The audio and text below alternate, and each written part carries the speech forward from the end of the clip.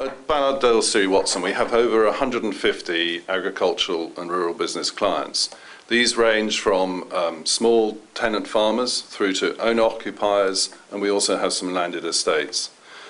This obviously gives us a tremendous insight into what is happening into the agricultural community, and it means that when we're preparing accounts for our farming clients, we have got a large depth of knowledge in dealing with clients from that sector. I myself am a farmer's son, and I in fact have a 120-acre farm which grows top fruit for the supermarkets. We've been supplying apples and fruit to the supermarket industry for over 20 years. This gives me a very good insight into the pressures that our farming clients have to deal with on a day-to-day basis, not only in terms of growing their produce, but in terms of marketing as well. Scientific developments have meant that it's very much easier than it has been in the past, perhaps, to grow that produce, subject to all the weather conditions, of course. But going forward, marketing is going to be the key for a successful agricultural business.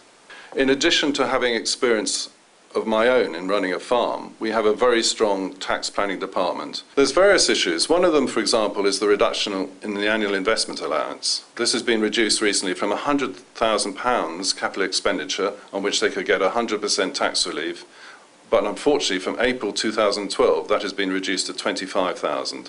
This will significantly hit the farming business, which traditionally has done very well to shelter tax by investing in new tractors and things like that. It might well be that where tractors were bought on HP in the past, they'll need to look at leasing arrangements. There's also the situation with the single farm payment. Single farm payments are changing.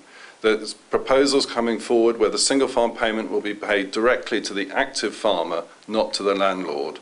This will have ramifications, for example, in the way potato rents are treated.